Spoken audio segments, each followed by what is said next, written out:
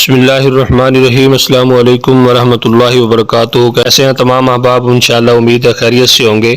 کل ہم نے علم النحو کی تعریف اور اس کا فائدہ پڑھا تھا۔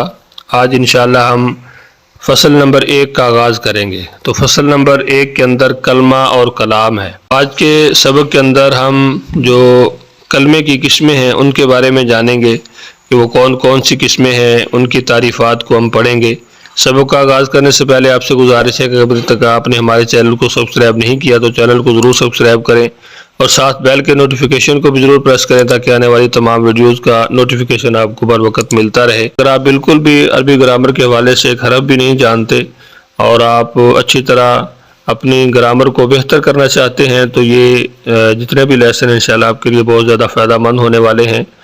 اور آپ نے اس کے علاوہ اگر معلم القرآن کے جو ہمارے لیسن ہیں وہ اگر آپ نے ابھی تک نہیں دیکھے تو ان کو بھی ضرور آپ اچھی طرح دیکھیں، سمجھیں۔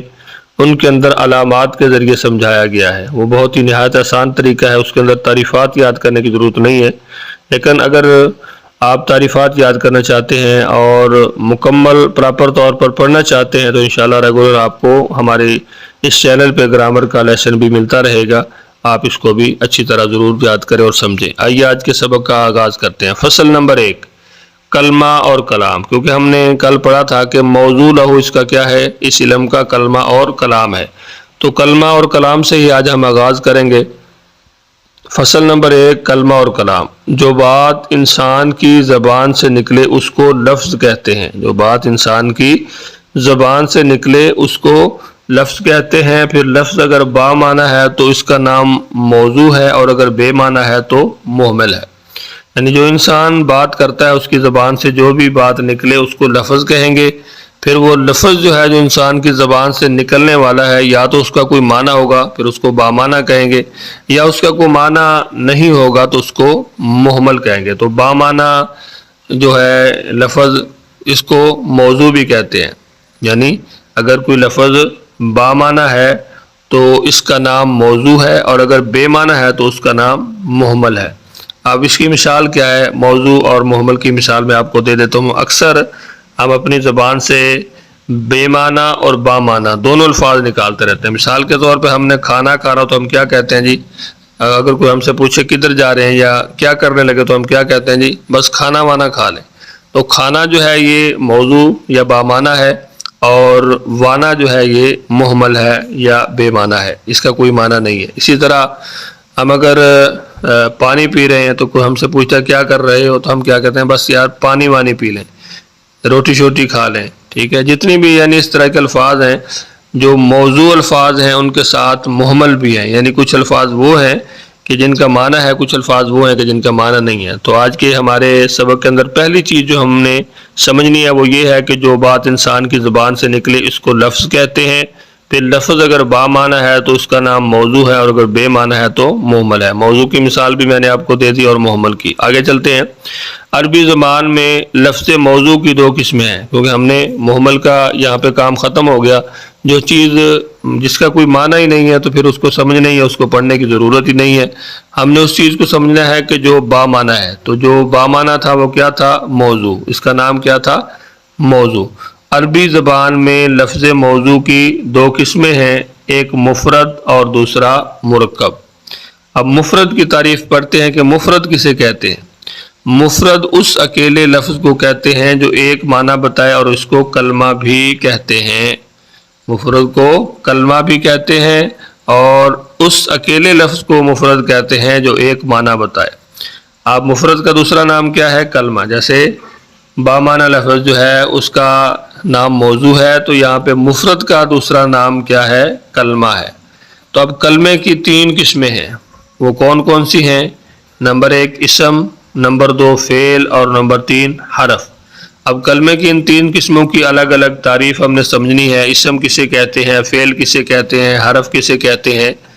تو سب سے پہلے اسم ہے، کیونکہ علم النحو کے اندر زیادہ بحث جو ہے، بلکہ زیادہ کیا جتنی بھی اس کے اندر بحث ہے وہ تقریباً اسم کے حوالے سے ہے اور حروف کے حوالے سے ہے۔ فعل کے حوالے سے جو معلومات ہیں، فعل کے جو قوانین ہیں، قواعد ہیں، وہ انشاءاللہ ہم علم الصرف کے اندر پڑھیں گے۔ تو سب سے پہلے اسم ہے، دوسرے نمبر پر فعل ہے، تیسرے نمبر پر حرف ہے۔ اب اسم کی تعریف کیا ہے؟ اسم وہ کلمہ ہے، اسم عربی میں نام کو کہتے ہیں، ٹھیک ہے، جیسے ہم کہتے ہیں جی آپ کا اسم مبارک کیا ہے، اور عربی میں اگر کسی سے پوچھنا ہو کہ آپ کا نام کیا ہے تو کیا کہتے ہیں؟ مسمک، آپ کا نام کیا ہے۔ تو اس لیے اسم جو ہے وہ کلمہ ہے جس کے معنی بغیر دوسرے کلمے کے ملائے معلوم ہو جائیں، اور اس میں تینوں زمانوں، کون کون سے زمانے ہیں؟ ماضی، حال، مستقبل میں سے کوئی زمانہ نہ پایا جائے۔ اسم کی تعریف کیا ہے کہ اسم وہ کلمہ ہے جس کے معنی بغیر دوسرے کلمے کے ملائے معلوم ہو جائیں، اور اس میں تینوں زمانوں ماضی، حال، مستقبل میں سے کوئی زمانہ نہ پایا جائے۔ جیسے مثال اس کی کیا ہے؟ رجلن، اس کا ترجمہ کیا ہے؟ مرد۔ علم، جاننا۔ مفتاح، چابی۔ اب یہ تین مثالیں دی گئی ہیں اسم کی۔ اب رجلن کے معنی کو سمجھنے کے لیے اس میں کوئی زمانہ پایا جانا یا اس طرح کی کوئی کسی قسم کی اس کے اندر کسی چیز کی ضرورت نہیں ہے۔ تو اسم کی تعریف جو ہم نے پڑھی ہے کہ جس کے معنی بغیر دوسرے کلمے کے ملائے معلوم ہو جائیں، تو یہاں پہ اگر رجلن ہم کہیں گے تو ہمیں پتہ چل جائے گا کہ یہ رجلن مرد کو کہتے ہیں، تو اس کے ساتھ کسی لفظ کو ملانے کی ضرورت نہیں ہے، اور رجلن مرد ایک نام ہے تو نام کے اندر کوئی زمانہ بھی نہیں ہے۔ یہ آپ نے اچھی طرح ذہن نشین کر لینا ہے کہ اسم وہ کلمہ ہے جس کے معنی دوسرے کلمے کے ملائے بغیر معلوم ہو جائیں، اور اس میں تینوں زمانوں میں سے کوئی زمانہ بھی نہ پایا جائے۔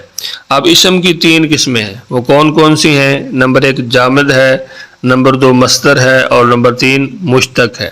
اب جامد کسے کہتے ہیں؟ جامد وہ اسم ہے جو نہ آپ کسی لفظ سے بنا ہو اور نہ اس سے کوئی لفظ بنا ہو، جیسے رجلن، فارسن وغیرہ۔ اب یہ ویسے الفاظ ہیں کہ یہ کسی الفاظ سے نہیں بنے، اور اب ان سے مزید کوئی لفظ بھی نہیں بننے والا۔ اس کے بعد ہے مصدر۔ مصدر وہ اسم ہے جو آپ تو کسی لفظ سے نہیں بنتا مگر اس سے بہت لفظ بنتے ہیں، جیسے نصر، ضرب۔ اب نصر سے ناصر، ضرب سے ضارب، یہ آگے اس کی مثالیں آ رہی ہیں، جیسے نصر، ضرب وغیرہ۔ یعنی وہ مصدر وہ اسم ہے جو آپ تو کسی لفظ سے نہیں بنتا مگر اس سے بہت سارے لفظ بنتے ہیں، جیسے ضربا، یضرب، ضربن فہو ضارب، اس طرح ناصر، ینصر، یہ تمام جو گردانے ہیں ابواب صرف کے اندر، یہ بھی انشاءاللہ ہم پڑھیں گے، تو یہ ایک لمبی چوڑی بحث ہے۔ بس آپ نے مصدر کی تعریف کو ذہن میں رکھنا ہے کہ مصدر وہ اسم ہے جو آپ تو کسی لفظ سے نہیں بنتا مگر اس سے بہت لفظ بنتے ہیں۔ آگے ہے مشتق۔ مشتق وہ اسم ہے جو مصدر سے بنا ہو۔ مشتق وہ اسم ہے جو مصدر سے بنا ہو، جیسے ضربہ سے ضاربن اور نصر سے ناصر۔ یہاں پہ ضربن ہے، اصل میں اس میں کتاب والے نے ضرب را پہ جو فتح دیا یہ نہیں ہے، ضربن سے ضاربن اور نصر سے ناصر، یعنی اس سے مشتق وہ اسم ہے جو مصدر سے بنا ہو۔ مصدر سے جتنے بننے والے الفاظ ہوں گے ان کو کیا کہیں گے ہم؟ مشتق۔ یہ تو اسم کی قسمیں تھی۔ آگے ہے فعل۔ فعل کی تعریف کیا ہے؟ فعل وہ کلمہ ہے جس کے معنی دوسرے کلمے کے ملائے بغیر معلوم ہو جائیں اور اس میں کوئی زمانہ بھی پایا جائے۔ اور فعل کے اندر جو اس کی تعریف کے اندر سب سے بڑا فرق ہے وہ یہ ہے کہ اسم کے اندر زمانہ نہیں پایا جاتا، فعل کے اندر زمانہ پایا جاتا ہے۔ فعل کے جو معنی ہیں وہ بھی کلمے کے ملائے بغیر معلوم ہو جاتے ہیں جیسے اسم کے، لیکن ان کے اندر اسم اور فعل کے اندر فرق کیا ہے کہ جو فعل ہے اس میں زمانہ پایا جاتا ہے، 3 زمانوں میں سے کوئی ایک زمانہ، اور جو اسم ہے اس کے اندر زمانہ نہیں پایا جاتا، جیسے ناصر ینصر۔ ناصرہ کا معنی ہے اس نے مدد کی، ینصر وہ مدد کرتا ہے، ضرب اس نے مارا، یضرب وہ مارتا ہے۔ تو یہاں پہ ماضی اور مضارع یعنی گزرا ہوا، آئندہ اور مستقبل کا دونوں زمانے اس کے اندر پائے جا رہے ہیں۔ تو فعل وہ کلمہ ہے جس کے معنی دوسرے کلمے کے ملائے بغیر معلوم ہو جائیں اور اس میں کوئی زمانہ بھی پایا جائے تو اس کو کیا کہتے ہیں؟ فعل کہتے ہیں، جیسے ناصر ینصر، ضرب یضرب۔ یہ فعل کی تعریف اس کو آپ نے اچھی طرح ذہن نشین کرنا ہے کہ فعل کی 4 قسمیں ہیں۔ فعل کی 4 قسمیں، اسم کی 3 قسمیں تھی، فعل کی 4 قسمیں ہیں۔ اسم کی کون کون سی تھی؟ جامد، مصدر، مشتق۔ اور فعل کی جو 4 قسمیں ہیں وہ کون کون سی ہیں؟ ماضی، اس کا معنی جو گزرا ہوا، مضارع، موجودہ اور آئندہ، ٹھیک ہے۔ اس طرح امر جس میں کسی کام کا حکم دیا جائے، نہی جس میں کسی کام سے روکا جائے۔ کہتا ہے ان کی تعریفیں صرف میں بیان ہو چکی ہیں، وہ علم الصرف ہم پڑھیں گے۔ میں نے آپ کو پہلے بتایا تھا کہ اس کے اندر فعل کی بحث نہیں ہوگی بلکہ کہ اس کے اندر میں نے جیسا کہ آپ کو پہلے بتایا ہے کہ اس کے اندر فعل کے بارے میں بحث نہیں ہوگی، بلکہ اس کے اندر اسم اور حروف کے بارے میں، یعنی اسماء اور جتنے بھی حروف ہیں ان کا استعمال ہے ان کے بارے میں ہم سیکھیں گے۔ آگے تیسرے نمبر پر جو کلمے کی تیسری قسم تھی وہ حرف تھی، تو آج ہم یہاں تک اس کی حرف کی تعریف تک پڑھیں گے۔ حرف وہ کلمہ ہے جس کے معنی دوسرا کلمے کے ملائے بغیر معلوم نہ ہو۔ حرف وہ کلمہ ہے جس کے معنی دوسرے کلمے کے ملائے بغیر معلوم نہ ہو۔ اسم فعل وہ ہے کہ جس کے لیے کسی کلمے کے ملانے کی ضرورت نہیں ہے۔ کی تعریف یہ ہے کہ وہ کلمہ جس کے معنی دوسرے کلمے کے ملائے بغیر معلوم نہ ہو۔ اسم فعل حرف میں اس کے اندر کلمے کو ملانے کی ضرورت نہیں ہے، لیکن یہاں پہ اس کے اندر جب تک کوئی کلمہ نہیں ملایا جاتا اس وقت تک اس کے معنی معلوم نہیں ہوتے۔ جیسے من، فی، من کا معنی سے یا فی کا معنی میں ہے، جب تک ان حرفوں کے ساتھ کوئی اسم یا فعل نہ ملے ان سے کچھ فائدہ حاصل نہ ہوگا۔ اب یہ فی اور من جو ہے ان کو ہم اگر کسی چیز کے ساتھ ملائیں گے تو ان کا مقصد اور معنی ہمیں سمجھ آئے گا۔ اب ہم کہیں گے خرج زید من الدار، خرج کا معنی نکلا، زید زید، اب من کو یہاں پہ الداری سے ملایا تو کیا بن گیا؟ خرج زید من الدار، نکلا زید اپنے گھر سے، دخل امر فی المسجد، اور داخل ہوا امر مسجد میں۔ تو یہاں پہ حروف کی جو تعریف ہے، تو یہاں پہ حرف کی تعریف کو ذہن نشین کر لیں کہ وہ کلمہ ہے جس کے معنی دوسرے کلمے کے ملائے بغیر معلوم نہ ہو۔ جب تک ان کے ساتھ کوئی معنی، جب تک ان کے ساتھ کوئی اسم یا فعل نہ ملے اس وقت تک اس سے کچھ فائدہ حاصل نہیں ہوگا۔ آگے حروف کی دو قسمیں ہیں، ایک عامل ہے اور دوسری غیر عامل ہے۔ آگے مرکب کی تعریفات ہیں وہ انشاءاللہ ہم کل سبق کے اندر پڑھیں گے۔ آج کے سبق کا خلاصہ سمجھ لیجئے، فصل نمبر 1 کے اندر کلمہ اور کلام ہے۔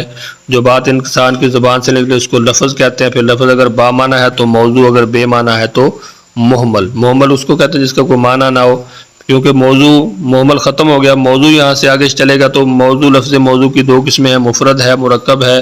مفرد کی کیا تعریف ہے؟ مفرد کو کلمہ بھی کہتے ہیں اور اس کی 3 قسمیں، اسم فعل حرف۔ ان تمام اسم فعل حرف کی جو قسمیں ہیں، اسم کی 3 قسمیں، جامد، مصدر، مشتق، اور اسی طرح پھر اس کے بعد فعل ہے، فعل کی تعریف ہے، فعل کی 4 قسمیں ہیں، ماضی، مضارع، امر، نہی۔ پھر آگے حرف کی تعریف ہے اور حرف کی 2 قسمیں ہیں، عامل اور غیر عامل، یعنی کچھ حروف ایسے ہیں کہ وہ عاملہ ہوتے ہیں، وہ عمل کرتے ہیں، اور کچھ ایسے ہوتے ہیں کہ وہ عمل نہیں کرتے۔ آگے مرکب کی تعریف شروع ہو رہی ہے، مرکب کسے کہتے ہیں اس کی تعریف انشاءاللہ ہم کل پڑھیں گے۔ امید ہے انشاءاللہ آج کا لیسن آپ کو سمجھ آ گیا ہوگا۔ لیسن کے حوالے سے اگر آپ کچھ پوچھنا چاہیں تو بلا جھجک کمنٹس کے اندر پوچھیے، میں انشاءاللہ کوشش کروں گا کہ کوئی بھی آپ کے ذہن کے اندر اس طرح کی چیز ہے جو آپ کو سمجھ نہیں آئے تو اس کو کلیئر کروں۔ اپنا بہت سارا خیال رکھیے، مجھے اپنی دعاؤں میں یاد رکھیے۔ اللہ حافظ۔